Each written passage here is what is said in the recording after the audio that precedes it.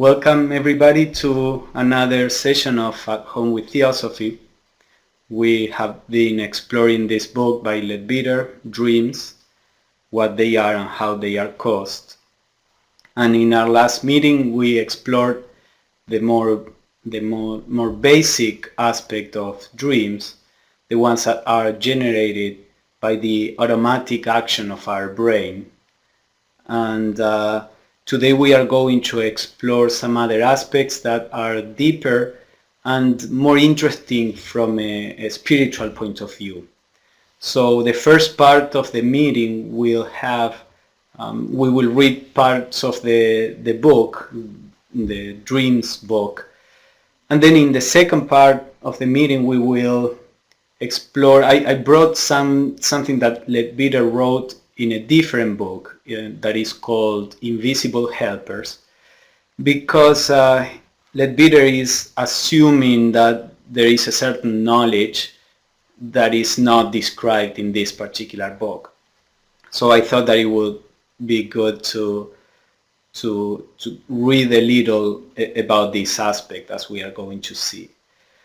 So the exercise during that we suggested for the week was to start paying attention to these kind of physical dreams. The physical dreams are those typical dreams that, physical meaning the ones that are just generated by our brain and our nervous system, our physical body, and that are those chaotic, fragmentary, and many times including external stimuli, those kind of dreams, which are very frequent or which we frequently remember, because starting to pay attention to the dreams is a way to begin to develop our ability to remember them.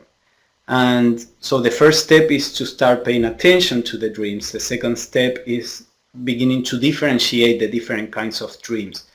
This aspect is very rarely worked in different traditions. They assume that all dreams are of the same quality, and in the Theosophical view there is a far more deeper and complex view of dreams. So what we proposed is to begin to be familiar with how these physical dreams work, so that we can discern them from the other kinds. So today we are going to go on with the subject. In the last meeting we ended in the idea that the true consciousness that Leadbeater calls the ego, in the sense of I-ness, the true consciousness when the body is asleep is on the astral body. If you see there the table, this is on the astral plane, there is the astral body that is the vehicle of consciousness.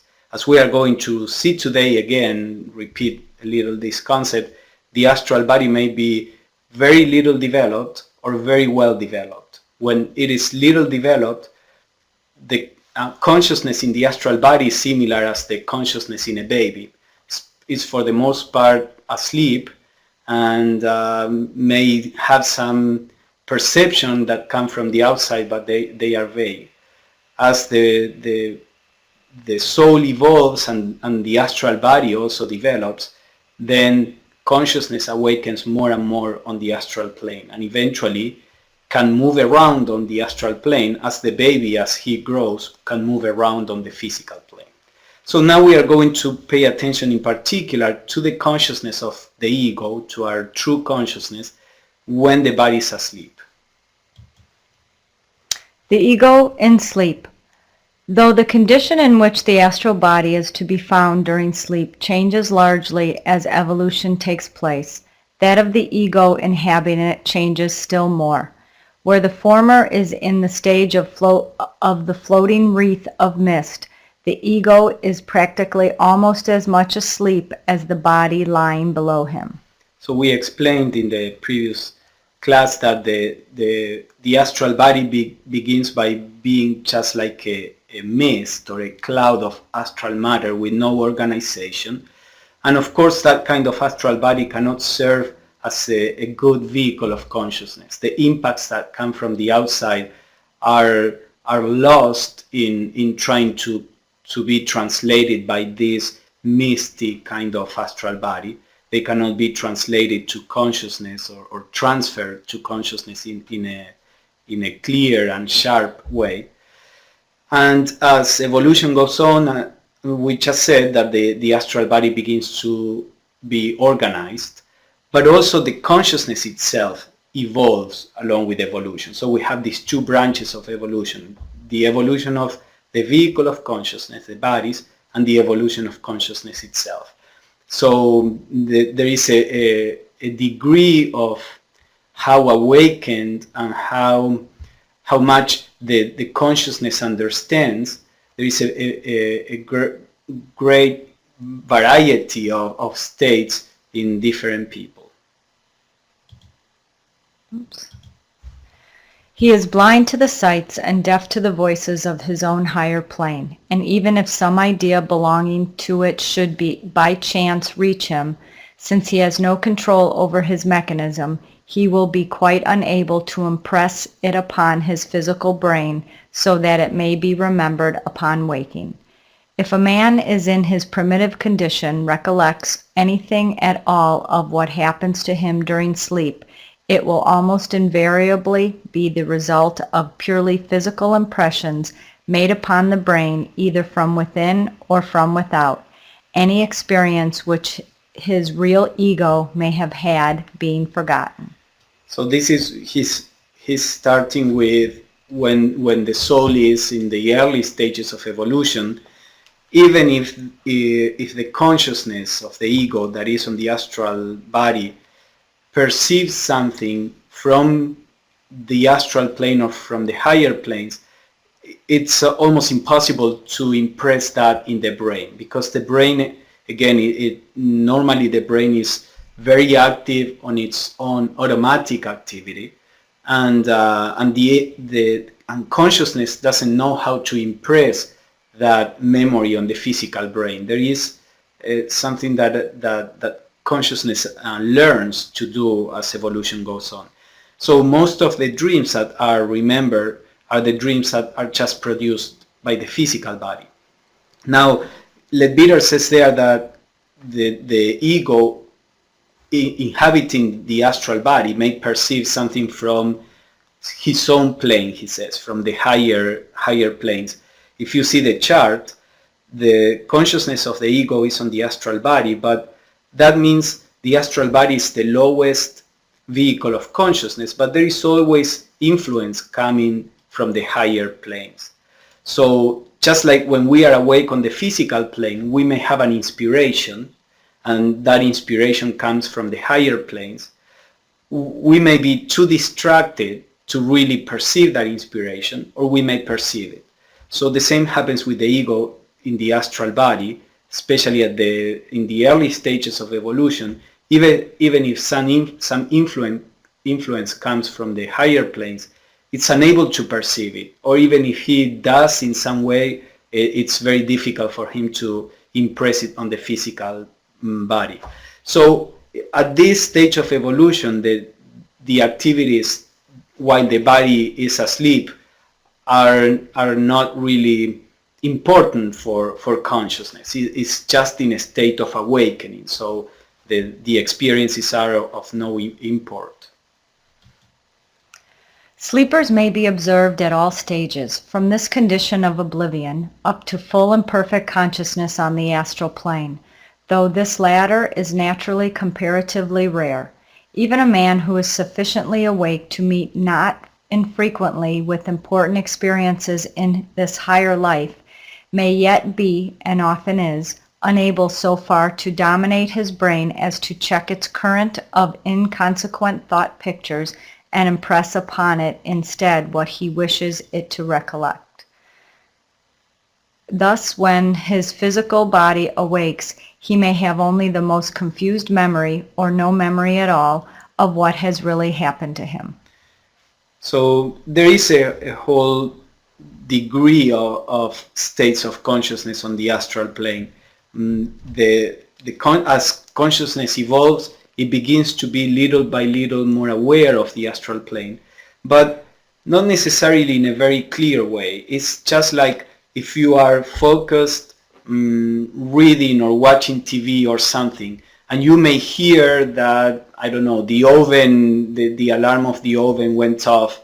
But if you are concentrated on the TV, you may not be completely aware. The sound is there, a part of your consciousness hears the sound until suddenly you realize that there is something going on. Well, on the astral plane, many times this happens, that even if the person is aware on the astral plane and not just asleep as on the physical plane, there may be some stimuli coming from the astral plane, but the person is still self-centered, like in a little bubble, and be faintly aware of what is going on. With evolution, the consciousness begins to be more and more aware and begin to identify with clarity the different stimuli that comes from the outside.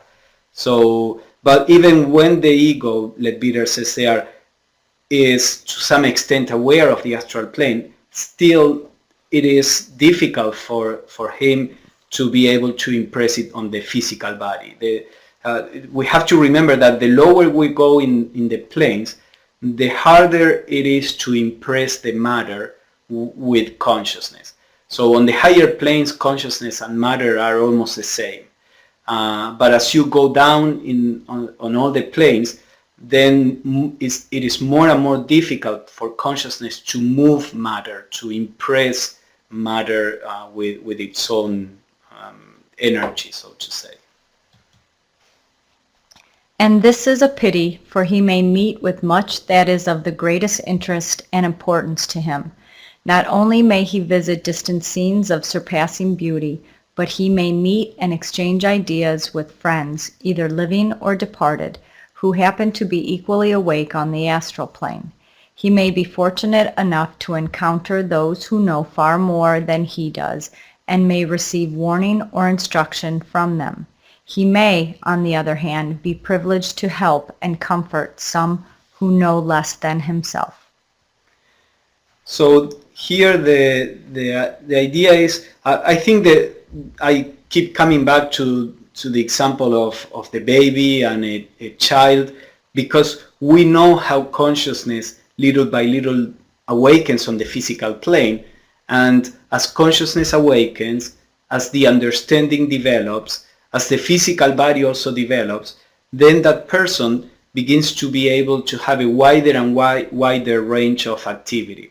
So on the astral plane, as evolution goes on, at the beginning, consciousness is like a baby, cannot do much, is for the most part unconscious, then begins to be more and more conscious.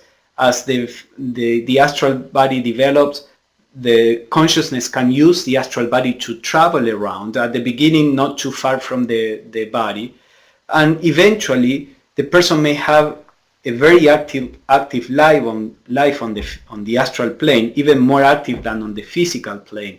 May go to places, may have a relationship with other people, as Leadbeater says, they are learn, do things. We are going to explore that a little. So there is the whole grade or degree of activity on the astral plane that happens as we evolve. Okay, Lee has a question. What can a person do to bring about the evolution of his or her astral body so that he may function well upon the astral plane? Yes, we are going to talk about that, but I can mention here the general idea is that the astral body is developed by increasing the activity on the higher body. So the higher body to the astral body is the mental body.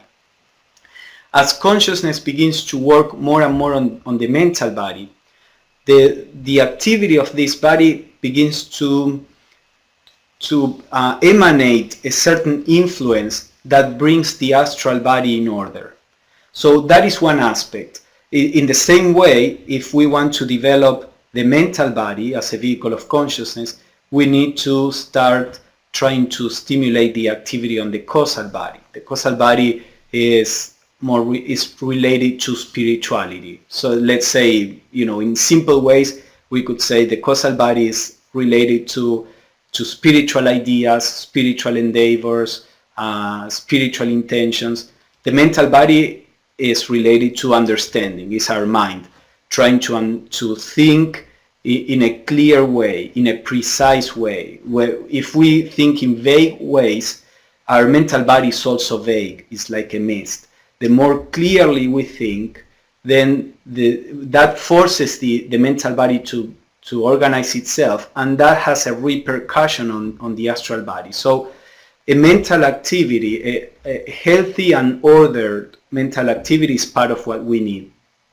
And the other is to try to break the self-centeredness, because there are many people at this point in evolution, since most of the educated people at this point in evolution have a well-developed mind to some extent.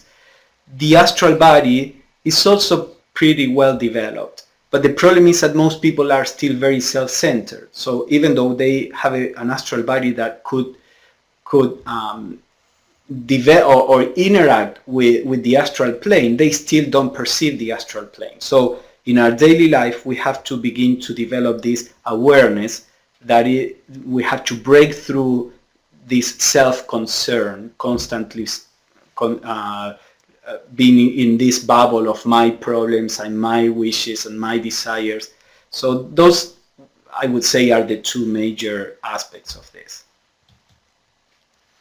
He may come into contact with non-human entities of various kinds, with nature spirits, artificial elementals, or even, though very rarely, with devas. He will be subject to all kinds of influences, good or evil, strengthening or terrifying. The astral plane is a whole world. Many times it's called the astral world, just like the physical is. So on the physical plane, you have good people, you have people that are trying to scam you, you have good animals, you have animals that if you encounter them, they can kill you. You have all kinds of influences. Same happens on the astral plane. On the astral plane are good and bad entities, are good and bad influences. On the physical plane, you get to people by physical proximity. If you go into a forest and then you start walking, you may come across a tiger because you got close physically to the tiger. On the astral plane, the affinities are not at the level of space, but are at the level of the kind of emotional life we have. So when the emotional life is closer to selfishness and aggression and all these negative feelings, we are closer to the negative entities. As in the physical plane, we would be closer physically, at the level of space with bad people or animals. So this state of unconsciousness that consciousness in the early stages of evolution is actually a protection.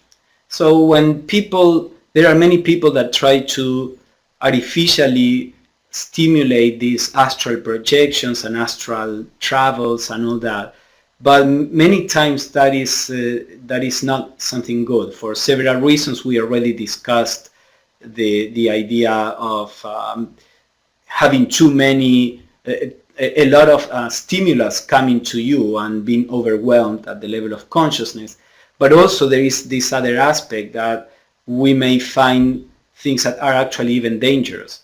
So the idea is that nature knows how to do things, things gradually.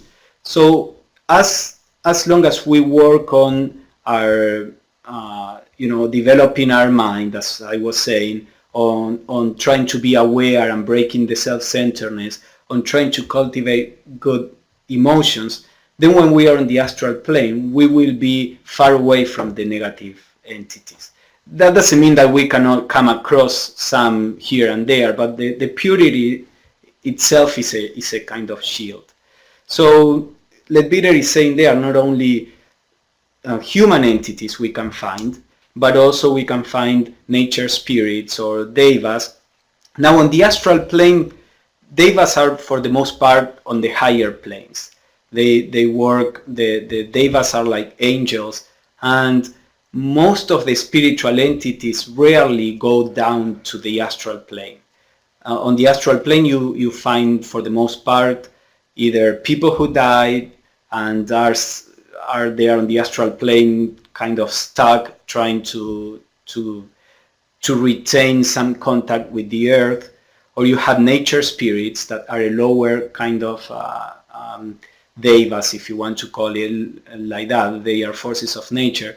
And you may have people who are sleeping and they are active on the astral plane, and those who are active on the astral plane when the body is asleep, for the most part, they are more or less evolved people. But higher entities are rarely found on the astral plane, although they can be found, but not so frequently. He makes more or less successful endeavors to impress these memories upon the brain. When we take into account the stupendous difficulties in his way in the case of an ordinary person, the fact that he is himself probably not even half awake, that he has hardly any control over his various vehicles, and cannot, therefore, prevent his message from being distorted or altogether overpowered by the surgings of desire, by the casual thought currents in the etheric part of his brain, or by some slight physical disturbance affecting his denser body, we shall not wonder that he so rarely fully succeeds in his attempt. So the ego, when the ego is more or less awake on the astral plane, many times, as Leadbeater says there, tries to impress the physical brain. But it depends, the success in doing this depends on several aspects. First, the skill of the ego, of our consciousness, our true consciousness, the skill that consciousness has, and also how much consciousness can still the emotional body, the astral body, that is the vehicle of emotions, the etheric and the physical body. It's not too different from meditation, for example. We sit to meditate and we can see how our mind does what the mind wants. Our emotions are all over the place. Our physical body also may have these sensations or that sensation. And then we have to struggle with it to calm it down. It's more or less similar. The ego, when on the astral plane and is trying to impress something on the physical plane, it needs to bring all the vehicles into harmony and a certain calmness.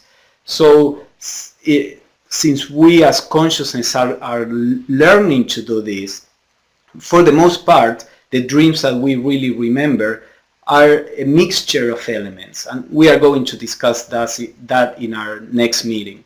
But this is more or less the general view about dreams. Remember that there is the activity of the physical body that can interfere, the activity of the etheric body that catches on thought forms that are around, and the activity of the astral body itself, that all may come in the way of the attempt of the ego to impress some knowledge or experience on the physical brain. So the whole spiritual life and the practice to be aware and the practice at meditation and all this, it all is conducive for us to begin to establish a more reliable connection with our astral consciousness. But whether he remembers anything when physically awake or not, the ego, who is fully or even partially conscious of his surroundings on the astral plane, is beginning to enter into his heritage of powers which far transcend those he possesses down here. For his consciousness, when thus liberated from the physical body, has remarkable possibilities. So he doesn't talk any more about this. We are here, I think, is where we are going to jump into this other book to talk about one aspect of the subject. But the idea is that the astral body can travel almost almost instantaneously anywhere in the world. It's not instantaneous. It takes some time. It seems that the moving on the astral plane requires some kind of translation or some kind of journey, if you will.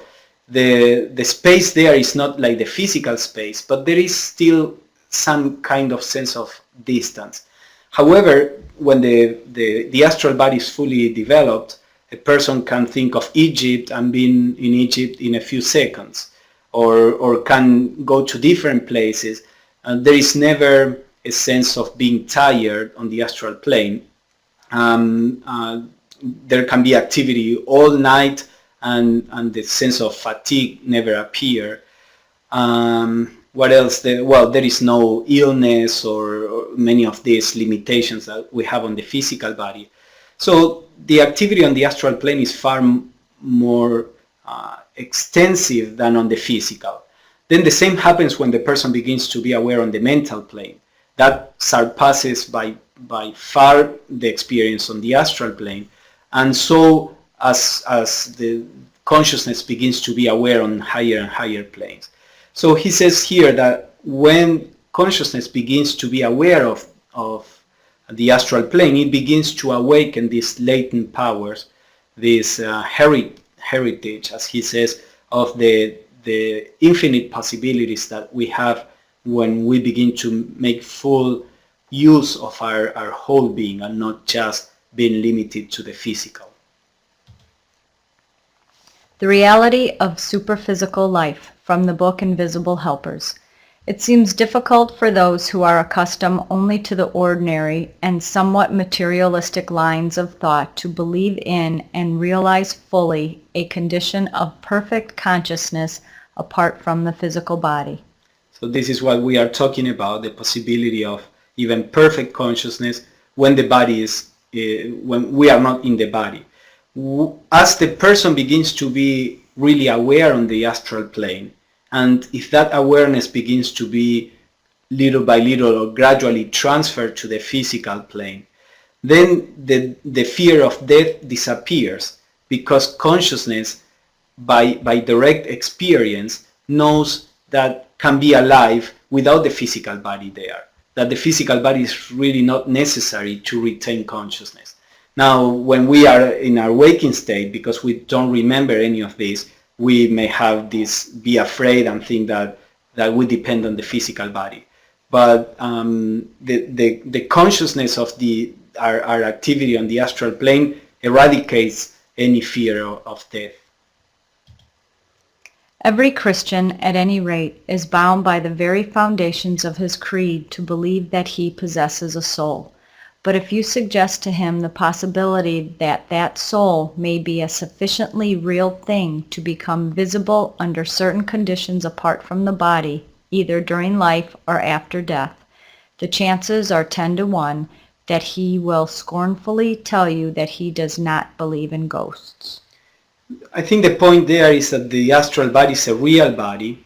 In certain conditions it can be made visible. We are not going to talk about that in particular, but this was even taught by St. Paul. St. Paul said that we have three bodies: the physical body, then we have the psychic body, which would be this astral body, and then we have the spiritual body. So, and St. Paul would say, you know, all these bodies are real bodies. But in Christianity, of course, the concept of the soul is normally very vague and undefined. We must shake ourselves free from the trammels of contemporary thought on these subjects and endeavor to grasp the great truth that the physical body is nothing but a vehicle or vesture of the real man. It is put off permanently on death, but it is also put off temporarily every night when we go to sleep. Indeed, the process of falling asleep consists in this very action of the real man in his astral vehicle slipping out of the physical body. Yes, I think that's quite clear. We can go on. This is no mere hypothesis or ingenious supposition. There are many among us who are able to perform and do perform every day of their lives this elementary act of magic in full consciousness, who pass from one plane to the other at will. So Leadbeater was able to do this, and several other people at the time that were associated with him too. There is a certain point in our evolution that we can retain the consciousness when going from one plane to the other, first from the physical to the astral and then to the other planes, so that when the body goes asleep, there is not a break in the continuity of consciousness. Now that also has different degrees. Sometimes there may be a short break when passing through the highest subplane of the physical plane to the astral plane, but eventually there is a continuity of consciousness. So what he says there is that this is not a philosophy in the sense of something that we may think of and speculate, that at least for him and some other people, this is a matter of experience. Now, of course, we read this, and for us it's not a matter of experience. This is something that somebody that we may trust or not, depending on how we feel about that person, but it's a testimony of somebody about something that he claims to be a reality. Now, the man who has not yet developed the link between the astral and the physical consciousness is unable to leave his denser body at will, or to recollect most of what happens to him while away from it. But the fact nevertheless remains that he leaves it every time he sleeps, and may be seen by any trained clairvoyant either hovering over it or wandering about at a greater or less distance from it, as the case may be. To retain consciousness, the etheric chakras have to be linked to the astral chakras. So that requires a particular technique. Now, a person can work on trying to force, as I said, that connection, and then that person will begin to be aware of the astral plane in his waking consciousness. Now, having that connection doesn't imply that the consciousness on the astral plane will be accurate or inaccurate. A person may be still half asleep on the astral plane, or let's say half awakened on the astral plane, and with certain techniques the connection may be done, and that person will remember everything that he experiences on the astral plane, but nevertheless those experiences will be for the most part experiences that he made up on the astral plane, not necessarily real experiences. So my point here is that the ability to move around on the astral plane and perceive clearly the astral plane, and the ability to remember that, are two completely different set of skills. We may have one and not the other, or vice versa, and they don't imply each other.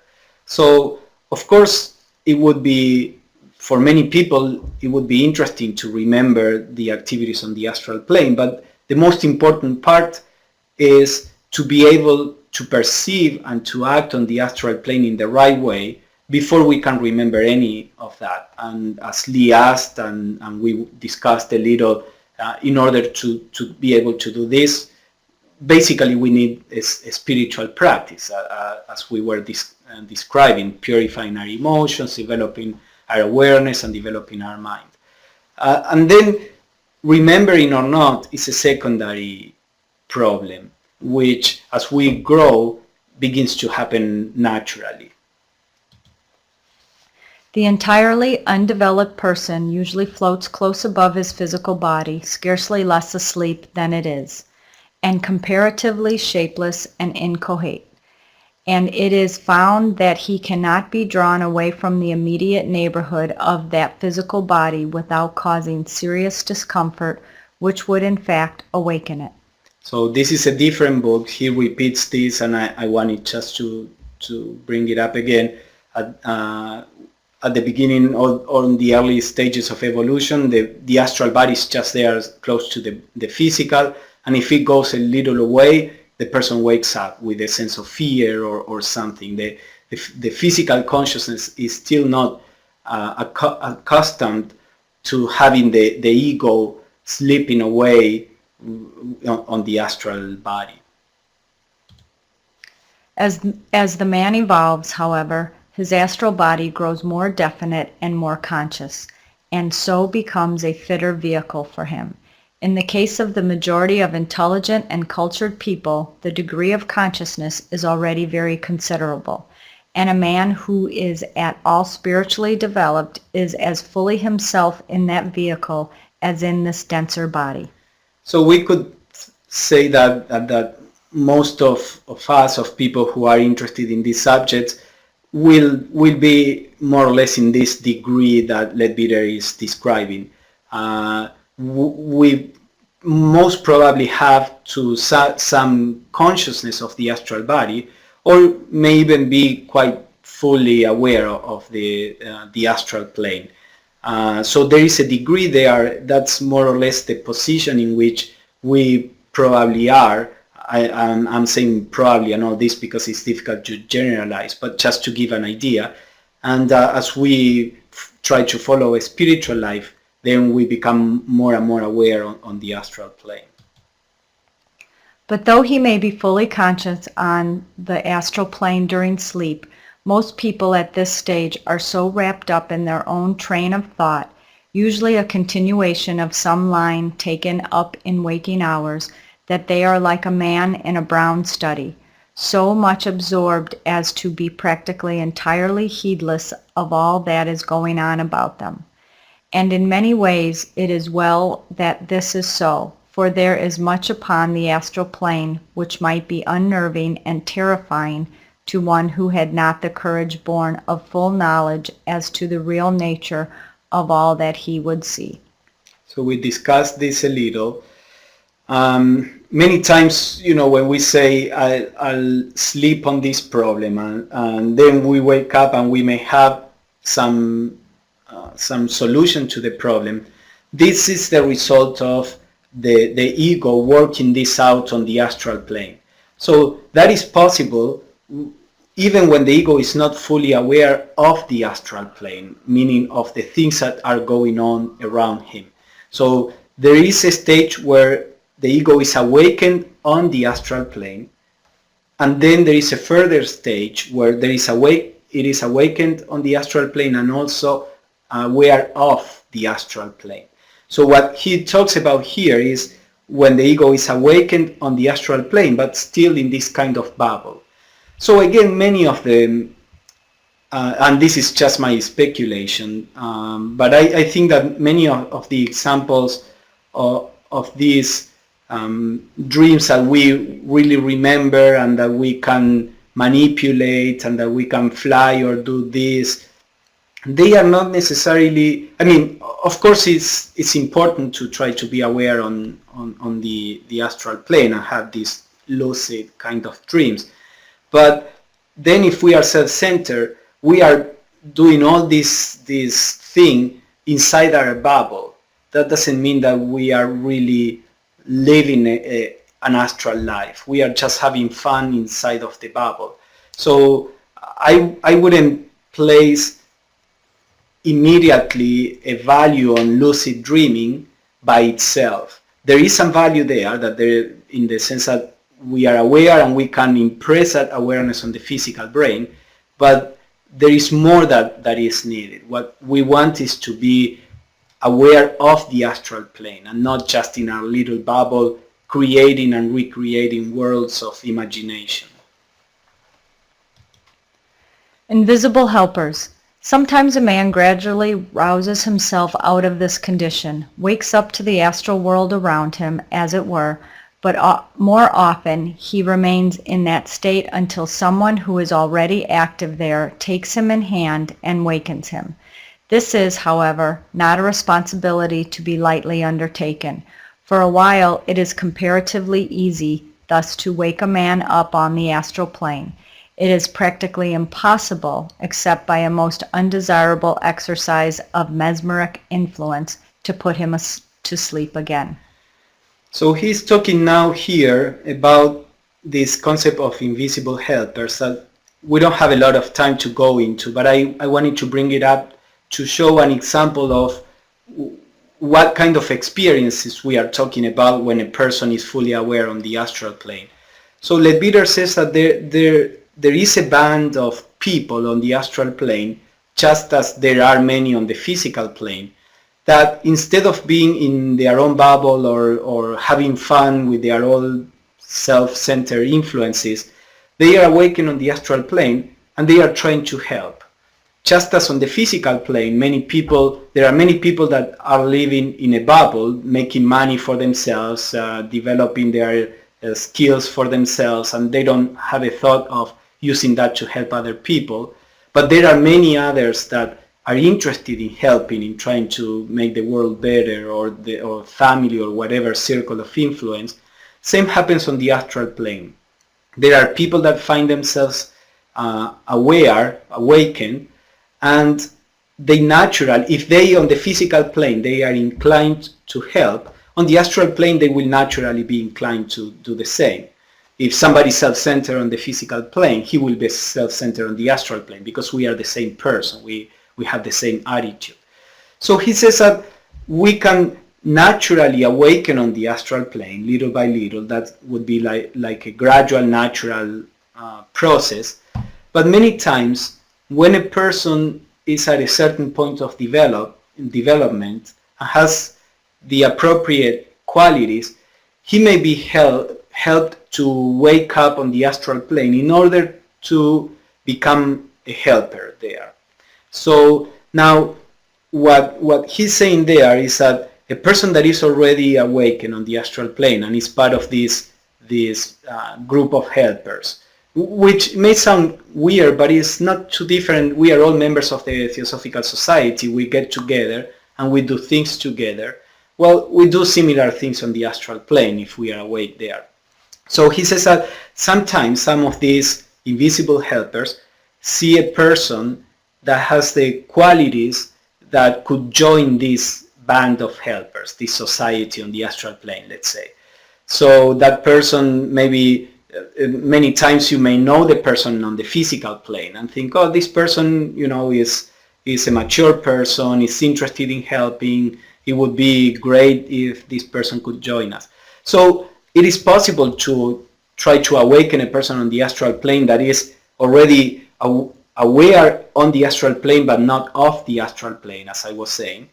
Now, Leadbeater says this is a responsibility that is taken very carefully, because if you awake a person on the astral plane and then that person gets scared or cannot handle it or whatever may happen, then it's not easy to go back and put that person back to sleep like if nothing happened.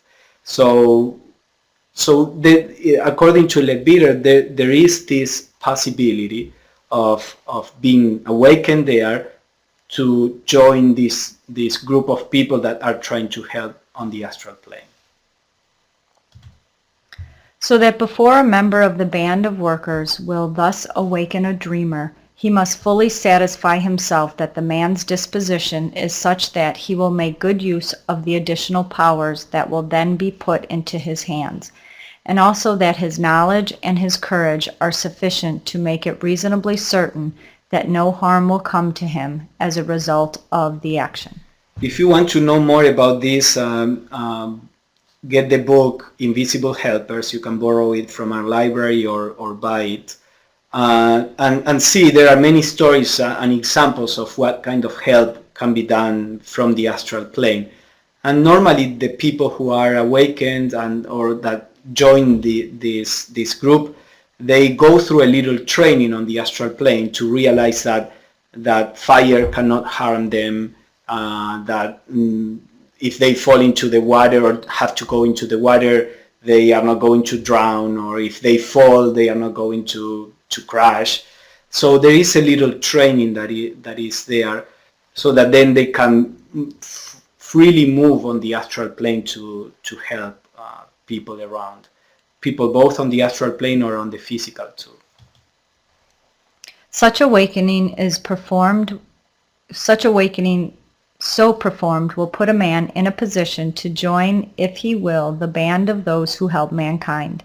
But it must be clearly understood that this does not necessarily or even usually bring with it the power of remembering in the waking consciousness anything which has been done.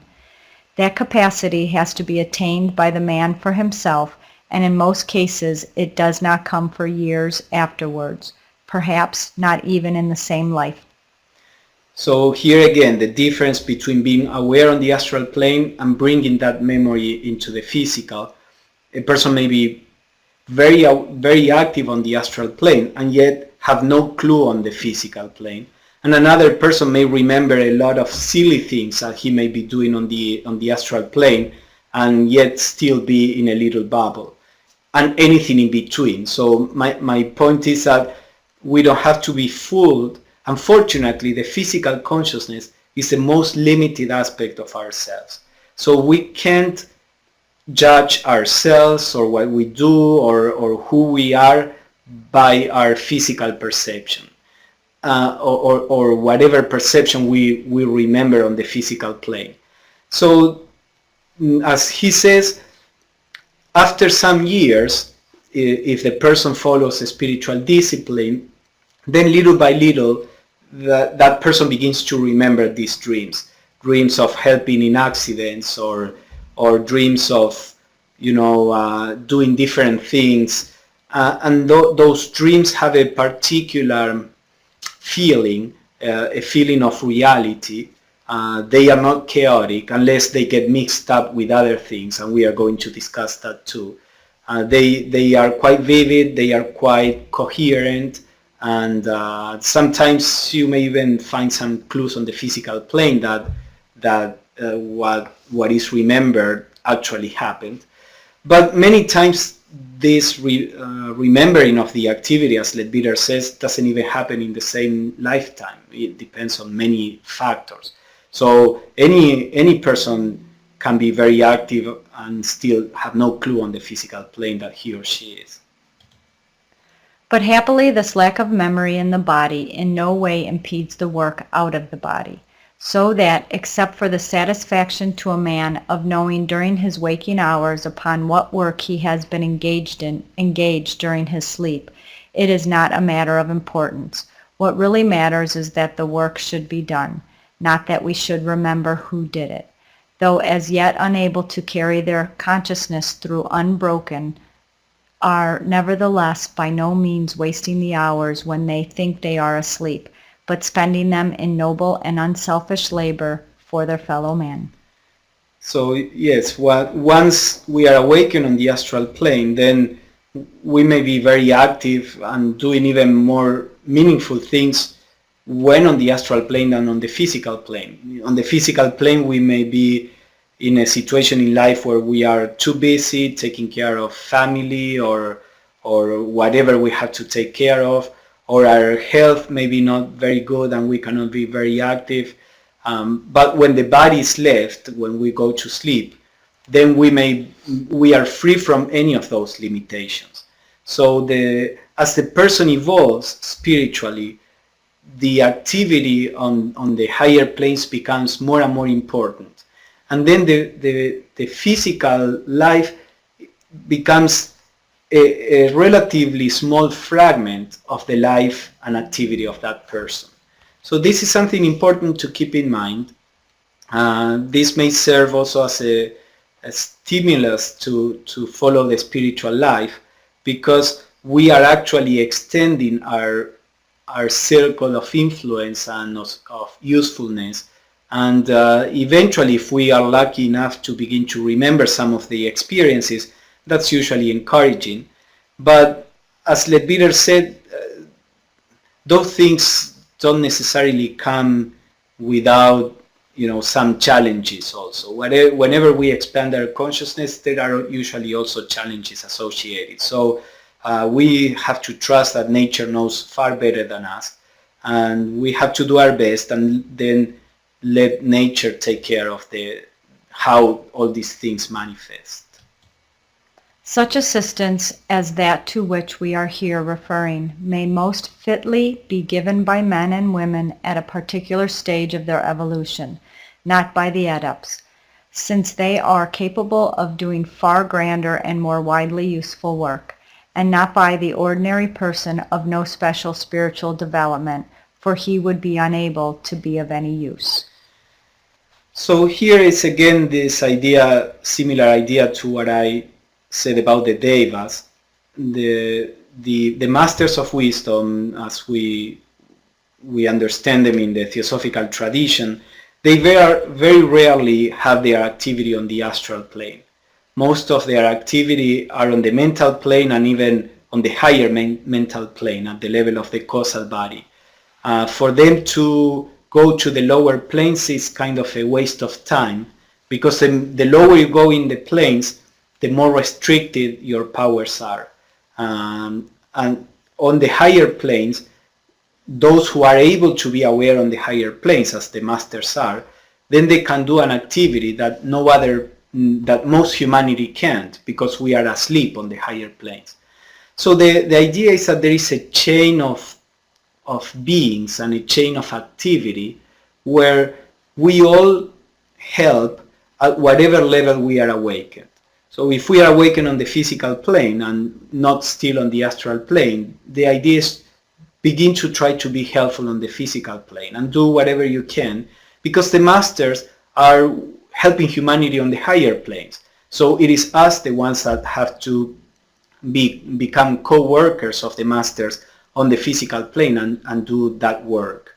Then as we begin to be aware on the astral plane, then we can fulfill that role on the astral plane and not expect that, you know, the masters or spiritual entities would come to the astral plane to do that work. So in that sense, we can become co-workers of the masters, even if we are not direct disciples of them. But in the overall scheme of evolution, we are doing their work on the planes where we are aware, and that would be a waste of energy for them to act on those planes. We find that this work of helping on the astral and lower mental planes is chiefly in the hands of the pupils of the masters, people who, though yet far from the attainment of adeptship, have evolved themselves to the extent of being able to function consciously upon the planes in question. So those who are disciples of the masters, and that in the Theosophical tradition there are not many people. You know, in some traditions in the New Age, it looks like everybody's a disciple of the masters and this and that. In the Theosophical view, there are different stages of growth, of development, so to say. And when we are people that have to a large extent transcended the limitations of our personality, when we are able to be aware on different planes, even if the physical brain doesn't remember it, when the person is not self-centered, when the person is beginning to reshape the mental and emotional body so that the negative emotions are there less and less frequently, then these kind of people may become fit to be a disciple of the masters. And they have a freely an activity on the astral and the mental planes, the lower mental planes usually. But before getting there, people that are students of spiritual traditions and that are working on their spiritual development, they can begin to have some activity on the astral plane and join this group of invisible helpers. So that's the idea of, for an example of activities that may go on the astral plane that can be remembered in dreams or as dreams when we wake up. In our next meeting, we are going to see the different kinds of how we may remember these different kinds of activities. As I said, this part was not really in the book on dreams, but since I don't know if we all are aware of the possibilities of activity on the astral plane, I thought that it was good to incorporate this at this point. And then when Leadbeater goes into this question of remembering actual experiences on the astral plane, we will know what he's referring to. Now, another thing that I want to clarify is that it is not that every person that is awakened on the astral plane is part of the invisible helpers. There are many people that awaken on the astral plane just by their natural evolution, and they may not necessarily join, busy themselves trying to help. They may be aware on the astral plane and go here and there and visit friends and do whatever you do on the astral plane. Actually, it is said that many times people get together in what on the physical plane would be kind of lectures. We do similar things, obviously astralized in the sense of adapted to the conditions of the astral plane, but the activities on the astral plane are not radically different from the activities on the physical plane. So there are groups of people, you can visit places, some people who like music, they can go for free to any opera. You don't have to, so far you don't have to pay on the astral plane. I'm sure when all humanity is aware there they will find some way to make you pay. But so take advantage right now that there are not yet materialistic people there. But joke apart, aside, there is a whole activity there without necessarily being part of the band of invisible helpers. If you, as I said, if you are interested in what kind of activities they do, go to that book, and if you have any questions about it, you can send me an email and we can discuss it. So I think this is all we had for tonight, yes. So we can go now to questions or comments. Do you have any comments or questions to what we have read?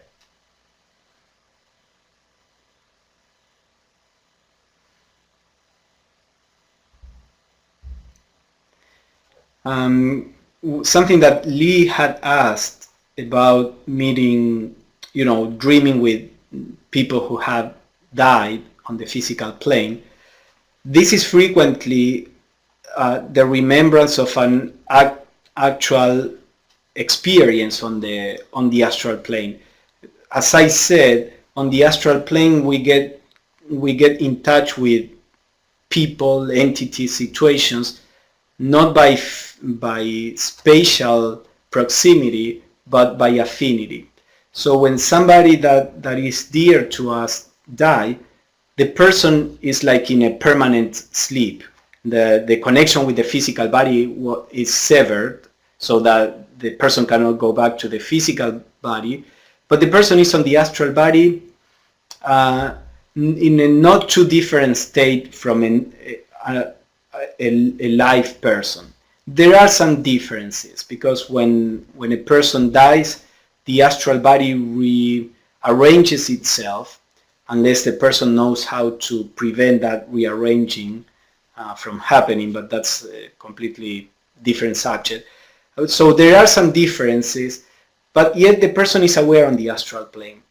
So because of this affinity that we have, if we are awake on the astral plane to some extent at least, we just run into this person because of the affinity, as I said. So many times the remembrance of talking to people on the astral plane that are dead are actually memories of an actual interchange of or experience. And then how well we remember it is a different subject. If you read the books by Besant and Leadbeater on life after death, they say for a person that is awakened on the astral plane, when somebody dear dies, all that changes is that now we are in touch with the person while we are asleep, and then we forget when we are on our physical body, which is the reverse to what happens when the person was alive. During the day we have a relationship with the person, we go to sleep and we forget about the person. So they say it's really the relationship is not broken. The problem is that for the most part, in most people, they don't remember. When we wake up, that memory cannot be impressed in the brain. Maybe because of the surprise that one gets the first time that one meets the dear one on the astral plane, maybe that produces an impact in our consciousness, and that impact is transferred to the physical brain so that we remember it. But then the relationship with people on the astral plane may become a matter of fact, and then we never ever remember again dreaming of this person, although we may be very well be in constant relationship to him or her. Deanna asks, why does a bad dream wake us up? Well, there are two reasons, and actually Blavatsky says in one of, she wrote a small book. It's not a book, originally was a dialogue with the Blavatsky Lodge about dreams. It was edited as part of the transactions of the Blavatsky Lodge, and they were talking about dreams. And Blavatsky said we should train ourselves to wake up whenever we are going to do something wrong in our dreams, because we can generate karma also on the astral plane. Now again, we have to differentiate. We may have a dream of killing a person on the astral plane, and that may be a thought form that was floating around, or because we saw a movie before going to sleep, and this is just a physical dream that doesn't generate any karma or anything. But on the astral plane, we may run, I'm not saying killing a person, but we may run into situations where we can also make mistakes or do bad things, just as on the physical plane. So Blavatsky said we should always train ourselves to wake up when we are about to do something wrong on the astral plane. Now, how do you train yourself in that? I don't know. Normally the answer is always the same, by training yourself to do it while you are awake. So if you try to refrain yourself from doing bad things when you are awake, that tendency will be also transferred to the astral plane. Now, bad dreams may be the result of different kind of influences, as we are going to see next week.